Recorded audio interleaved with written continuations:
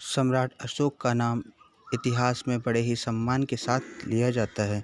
उनके पुत्र का नाम कुणाल था। राजकुमार कुणाल बड़े नम्र, विनयी, आज्ञाकारी और पितृभक्त थे। प्रजा राजकुमार कुणाल को बहुत चाहती थी। राजकुमार भी प्रजा के लोगों को सुखी करने का ही प्रयास किया करते थे। राजकुमार कुणाल की पत्नी कंचना भी पतिव्रता और सुशीला थीं। सम्राट अशोक की छोटी रानी का नाम तिष्यरक्षिता था। सम्राट अपनी छोटी रानी को बहुत चाहते थे, किंतु उसका चरित्र अच्छा नहीं था। वह राजकुमार कुणाल की सुंदर आंखों पर मोहित हो गई थी। राजकुमार अपनी सौतेली माता का आदर अपनी माता के समान ही करते थे, किंतु उससे तिष्यरक्षिता को संतोष नहीं था। एक दिन अवसर पाकर एकांत में वह राजकुमार से मिली और अपने मन की बात कहने लगी। राजकुमार कुणाल ने हाथ जोड़कर कहा, माता जी, मैं आपको अपनी सगी माता के समान ही मानता हूँ। अपने पुत्र से आपको कोई अनुचित बात नहीं कहनी चाहिए। तिष्यरक्षिता ने बहुत चेष्टा की, किंतु कुणाल ने उसके पैरों को छोड़कर उसके मुख की ओर देखा ही नहीं। अंत में तिष्यरक्षिता क्रोध में भरकर बोली, मैं तुम्हारे घमंड को चूर चूर कर दूंगी। तुम्हारे इन सुंदर नेत्रों को मैं निकलवा लूँगी, नहीं तो तुम अब भी मेरी बात मान लो।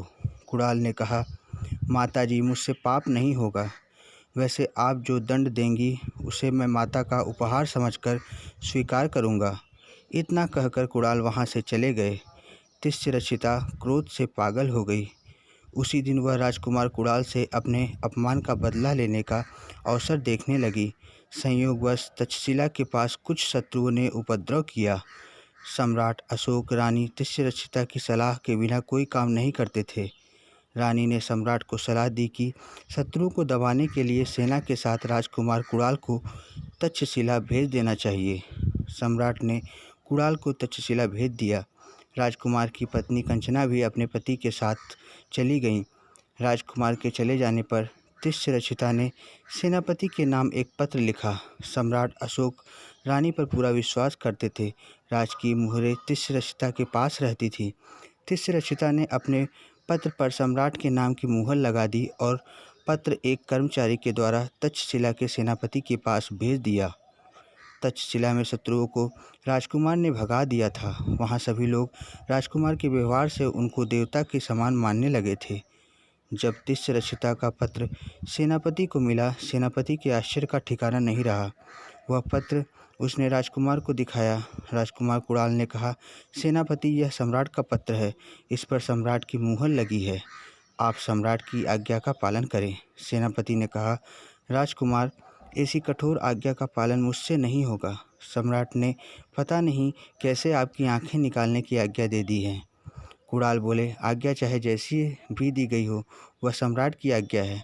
मुझे और आपको भी उसका पालन करना चाहिए। लेकिन सेनापति ने राजकुमार की आंखें फोड़ना स्वीकार नहीं किया। अंत में अपने पिता की आज्ञा का सम्मान करने के लिए राजकुमार कुणाल ने अपने हाथों से अपने नेत्रों में लोहे के सूजे भोंक लिए। अंधे होकर राजकुमार कुणाल तक्षशिला से चल पड़े। उनके साथ केवल उनकी पतिव्रता पत्नी कंचना थी। वही अपने पति का हाथ पकड़कर आगे आगे चलती और उनकी सेवा करती थी।